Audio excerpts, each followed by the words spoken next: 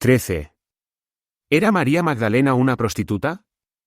Durante casi 2000 años los cristianos han considerado a María Magdalena como una prostituta que cierto día escuchó las palabras amorosas de Jesús, se arrepintió de su pasado pecador, se convirtió, y desde entonces lo siguió de manera incondicional como su discípula, dedicándole su vida y su amor. La idea que nos hemos hecho de ella es la de una mujer hermosa, de largos cabellos, permanentemente compungida por su pasado pecador, y que de algún modo representa la imagen penitencial de la Iglesia. En los cuadros y pinturas se la suele representar con ropas provocativas, un manto escarlata, símbolo de la lujuria, y el cabello suelto, propio de las mujeres ligeras de aquella época, arrodillada junto a la cruz o tirada devotamente a los pies de Jesús. Sin embargo, cuando intentamos buscar en el Nuevo Testamento a la pecadora Magdalena, lo hacemos en vano. No encontramos ni un solo episodio que la presente como tal, y mucho menos como prostituta. ¿De dónde ha salido, pues, esa característica que le hemos atribuido? Si buscamos en el Nuevo Testamento, veremos que solo se la menciona en 5 oportunidades. La primera vez que aparece María Magdalena es en la mitad del Evangelio de Lucas. Allí aparece Jesús viajando por las ciudades y pueblos de Galilea, anunciando el reino de Dios, y dice Lucas que iba acompañado por los 12, y algunas mujeres que habían sido curadas de espíritus malignos y enfermedades, María, llamada Magdalena, de la que habían salido 7 demonios, Juana, mujer de Siluisa, un administrador de Herodes, Susana, y otras muchas que les servían con sus bienes. Este breve pasaje nos informa varias cosas sobre esta mujer. 1. Su nombre era María, que en hebreo significa bella. Es uno de los nombres femeninos más comunes de aquel tiempo, puesto que así se había llamado la hermana de Moisés, y muchos hogares querían tener a alguien con ese nombre en la familia. Por eso, cuando en los evangelios se menciona a alguna María, para diferenciarla de las demás se le suele agregar algún rasgo propio. Se dice, por ejemplo, María la esposa de, o María la madre de, o María la hermana de. 2. En el caso de nuestra María, se la designa como la Magdalena, porque había nacido en un pueblito llamado Magdala, ubicado en la orilla occidental del lago de Galilea, a 5 kilómetros al norte de la ciudad de Tiberíades. O sea que, Magdalena, no era un nombre sino un apodo, que hacía alusión a su lugar de origen. Con el tiempo, Magdalena terminó convirtiéndose en un nombre propio de mujer. 3. Era una mujer de buena posición económica, ya que contaba con suficientes fondos como para ayudar económicamente a Jesús y a sus discípulos durante su vida pública. 4. Formaba parte de los seguidores de Jesús, y con idéntica categoría que los varones, puesto que Lucas la menciona al mismo nivel que los discípulos. 5. Había sido curada de 7 demonios. La segunda vez que aparece María Magdalena es durante la crucifixión de Jesús. El texto es el siguiente: había también unas mujeres mirando desde lejos, entre ellas, María Magdalena, María, la madre de Santiago, el menor y José, y Salomé, ellas lo habían seguido y servido cuando estaba en Galilea. Como vemos, Marcos la menciona, en primer lugar, entre las mujeres que estuvieron presentes en la pasión de Jesús. Lo mismo hacen Mateo y Lucas. Esta referencia privilegiada nos muestra la enorme importancia que María Magdalena había adquirido desde muy temprano en la tradición de la Iglesia. La tercera vez es en el momento del entierro de Jesús. José de Arimatea, un miembro del Sanedrín, pide a Poncio Pilato el cadáver y lo envuelve en una sábana para darle sepultura. Entonces Marcos comenta, María Magdalena y María la de José miraban dónde lo ponían. La cuarta vez es en la madrugada del domingo de Pascua.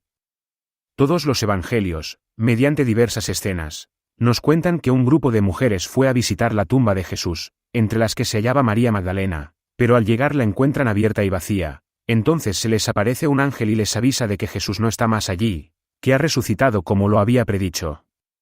Ella figura, pues, como una de las primeras en enterarse de la resurrección de Jesús. La quinta y última vez que se la menciona es cuando, al salir del sepulcro, tiene un fascinante encuentro con Jesús resucitado, y éste la envía a anunciar a los discípulos la noticia de su inminente ascensión a los cielos. Como vemos, María Magdalena siempre aparece en los evangelios en situaciones destacadas y dignas de elogio. Sin embargo, esta mujer, discípula fiel de Jesús, testigo eminente de su resurrección y apóstol insigne, terminó convertida por la tradición en una ramera penitente. ¿Qué fue lo que pasó? ¿Cuándo se produjo el cambio? Todo empezó con el misterioso dato que Lucas aporta sobre ella, la primera vez que la menciona, al decir que, de ella habían salido 7 demonios.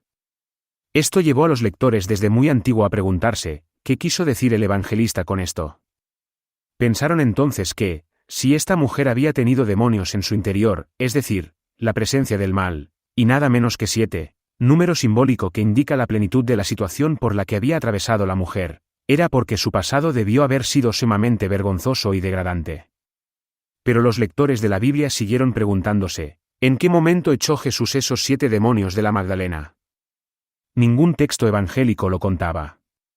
¿Cuándo había ocurrido semejante expulsión? Leyendo el Evangelio de Lucas, creyeron encontrar la respuesta en un episodio que aparece justo antes de la presentación de la Magdalena, la escena de la prostituta que acude a Jesús buscando perdón. En efecto, cuenta San Lucas que cierto día Jesús fue invitado a comer a la casa de un fariseo llamado Simón. Mientras estaban a la mesa, entró de pronto una mujer pecadora pública, y arrodillándose ante Jesús comenzó a llorar, le lavó los pies con sus lágrimas. Después se soltó el cabello y con él se los secó, los besó y los ungió con un perfume que traía en un pequeño frasco. El dueño de casa reconoció inmediatamente a la mujer, era una famosa prostituta de la ciudad, y se asombró de que Jesús, que se decía profeta, se dejara tocar por ella. Pero Jesús, adivinando lo que pensaba Simón, lo reprendió. Le dijo que, como dueño de casa, él no había tenido ningún gesto de amabilidad hacia Jesús cuando llegó, mostrando muy poco amor hacia su invitado. En cambio, aquella mujer, que estaba allí llorando y pidiendo perdón de sus pecados, se había mostrado humilde y agradecida hacia Jesús. Por eso ella quedaba perdonada de todo su pasado. Inmediatamente después de este relato, Lucas presenta por primera vez a María Magdalena siguiendo a Jesús. Parecía obvio pensar que esta mujer, que ahora emergía de golpe, y de la que solo se sabía que había tenido 7 demonios, era aquella anónima prostituta que había llorado a los pies del Maestro.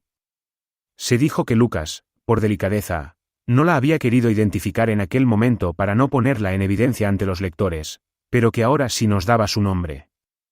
Y así nació su identificación. Convertida ya María Magdalena en prostituta, se produjo una nueva confusión. San Marcos cuenta que Jesús, pocos días antes de su muerte, fue de nuevo invitado a cenar, esta vez en el pueblo de Betania, y allí otra mujer se le acercó con un frasco de perfume muy caro, y lo derramó sobre su cabeza. Los presentes se indignaron con ella por el derroche que había hecho, pero Jesús la defendió y aprobó su actitud. El hecho de que esta mujer, de Marcos, apareciera haciendo casi lo mismo que la pecadora, de Lucas, hizo pensar que se trataba de la misma persona, María Magdalena. Así, las 3 mujeres, María Magdalena con sus 7 demonios, la pecadora que lloró a sus pies y la mujer anónima de Betania, pasaron a ser una sola. Para complicar más las cosas, esta última mujer de Betania también aparece en el Evangelio de Juan, donde dice que se llamaba María, y era hermana de Lázaro. Por lo tanto, en los comentaristas bíblicos y en la opinión popular, también la hermana de Lázaro terminó siendo una prostituta. Abierta ya esta puerta, no hubo piedad con la pobre Magdalena. La tradición la identificó después con la promiscua samaritana que había tenido 5 maridos y ahora convivía con el 6º. Y más tarde se pensó que era también la mujer adúltera sorprendida en pleno pecado con su amante. Es decir, cuanta aberración sexual anónima se hallaba en los evangelios, era atribuida a la mujer de Magdala. Algunos santos padres se opusieron a estas identificaciones, como Orígenes, siglo III, Tertuliano, siglo III, San Ambrosio, siglo IV, y San Jerónimo, siglo V. Pero el Papa Gregorio Magno, en una célebre homilía pronunciada en la Basílica de San Clemente de Roma el viernes 14 de septiembre del año 591, consolidó de una vez por todas tal identidad. Dijo ese día, pensamos que aquella a la que Lucas denomina la pecadora, y que Juan llama María, designa a esa María de la que fueron expulsados 7 demonios. ¿Y qué significan esos 7 demonios, sino todos los vicios? Este texto hoy está recogido en sus homilías sobre el Evangelio. Por lo tanto, a partir del siglo VII empezó a sostenerse unánimemente que las 3 mujeres eran una sola. Actualmente los biblistas han rechazado esta identificación y sostienen que se trata de 3 mujeres distintas. La primera es María Magdalena. De ella, hoy se piensa que los 7 demonios expulsados no tienen nada que ver con una vida pecadora. En efecto, en ningún lugar del Nuevo Testamento estar poseído por los demonios significa ser un pecador. Más aún, a veces hasta se excluye que lo sea, como en el caso de la hijita endemoniada de la mujer sirofenicia, o el del joven que aparece endemoniado, desde la infancia, en los cuales se trataba de niños que no tenían uso de razón para ser pecadores. Más bien en el Nuevo Testamento los demonios son una manera de hablar de la enfermedad de una persona. El mismo Lucas, cuando presenta a la Magdalena, dice que formaba parte de las mujeres, curadas de espíritus malignos y enfermedades. No dice que eran mujeres perdonadas de sus pecados. O sea, que los demonios que habitaban en ella no la habían arrastrado a una vida inmoral y de pecado, sino que la habían enfermado. Por lo tanto, si ella había tenido 7 demonios es porque había sido muy enferma, no muy pecadora. No podemos, pues, identificarla con la pecadora pública que lloró a los pies de Jesús, ni con ninguna otra pecadora. La pecadora pública es una segunda mujer, distinta de la Magdalena. Como el evangelista Lucas la dejó en el anonimato, no podemos hoy conocer su identidad. Pero se la puede, al menos, identificar con la tercera mujer, la de Betania, que también en una cena ungió con perfume a Jesús días antes de su muerte. Claramente que en ver las dos son dos mujeres distintas. Porque entonces las dos aparecen realizando casi el mismo gesto hacia Jesús, de ungirlo con perfume. Los biblistas lo explican de la siguiente manera. Antes de que se escribieran los evangelios, o sea, en tiempos de la tradición oral o preevangélica, existían 2 relatos de 2 mujeres que le habían hecho un homenaje a Jesús. Uno era el de una mujer pecadora, que había bañado sus pies con sus lágrimas. El otro era el de una buena mujer de Betania, que había ungido la cabeza de Jesús con un perfume de nardo muy caro. Las 2 mujeres lo hicieron con intenciones distintas. La pecadora lavó sus pies porque humildemente buscaba su perdón. La mujer de Betania ungió su cabeza para anunciar que la muerte de Jesús, y, por lo tanto, su unción en el sepulcro, ya estaba cerca. Cuando Lucas compuso su evangelio, hacia el año 80, conocía el primer relato, de la pecadora que lavó sus pies con su llanto, y lo incluyó en su libro. Pero Marcos, que escribió un poco antes, hacia el 70, y también Mateo, en el año 80, conocía el segundo relato, de la mujer de Betania que ungió su cabeza, y por eso incorporó este en el suyo.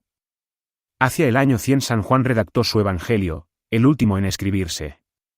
Como le habían llegado noticias de las 2 narraciones, decidió combinar ambos relatos y presentar en su libro una versión mixta. Por eso, en el cuarto evangelio leemos, al igual que en Marcos, que poco antes de morir Jesús es invitado a comer en Betania, y durante la cena una mujer lo unge con perfume, como una manera de anunciar su próxima sepultura. Pero, por otro lado, incorporó a este episodio los detalles propios de la pecadora de Lucas, que lo vuelven inverosímil. Por ejemplo, dice Juan, en su versión, que la mujer de Betania lo unge a Jesús con perfume, pero en los pies. Esto resulta ridículo. La gente solía ponerse perfume en la cara o la cabeza para exhalar una fragancia agradable, como aún hacemos hoy en día. Pero derramar un perfume de nardo carísimo en los pies de alguien no tiene ningún sentido. Sin embargo, Juan lo contó así influenciado por la pecadora de Lucas, que había derramado perfume en sus pies porque antes se los había bañado con sus lágrimas. También dice Juan que aquella mujer, después de echarle perfume a Jesús en los pies, se lo secó con sus cabellos. ¿Qué sentido tenía secar el perfume que le había echado, y con sus cabellos? Evidentemente, Juan sigue aquí con el influjo de la pecadora de Lucas, que había secado con sus cabellos las lágrimas derramadas en los pies de Jesús. Asimismo, Juan presenta a esta mujer llevando el cabello suelto, algo que estaba muy mal visto en público y que era propio de las mujeres libertinas, no de un ama de casa como María de Betania. De nuevo encontramos aquí la influencia de la pecadora de Lucas. María Magdalena fue, sin duda, una de las mujeres más extraordinarias de la Iglesia primitiva. Como discípula, perteneció al grupo más pequeño de Jesús, y fue su seguidora incondicional, compañera de su pasión y testigo de su muerte. Es posible que también estuviera enamorada de su maestro, ¿por qué no? Pero es mucho más importante para la Iglesia su protagonismo como la primera persona a la que Jesús encomendó predicar el Evangelio. La tradición posterior cometió el error de identificarla con la pecadora pública de Lucas. Por esa confusión, durante siglos la Iglesia católica la consideró una prostituta. De ahí que en la Edad Media fuera costumbre utilizar el término Magdalena como eufemismo para designar a las meretrices. Y que los hogares de recuperación de prostitutas se llamaran casas de la Magdalena. Y que a las hijas nacidas fuera del matrimonio se les pusiera ese nombre. Incluso en algunas regiones se la tuvo como patrona de las prostitutas. De todos modos, como buena discípula de Jesús, probablemente no se habría sentido ofendida por tal identificación. Había seguido a un maestro que se identificaba con los pecadores y los más pequeños, y al que habían llamado loco, endemoniado, comilón, borracho e hijo de prostituta. ¿Por qué ofenderse ante el poco aprecio de los demás? En definitiva, los que siguen metas elevadas saben de antemano que, cuanto más alto uno se eleva, más pequeño les parece a los que no saben volar.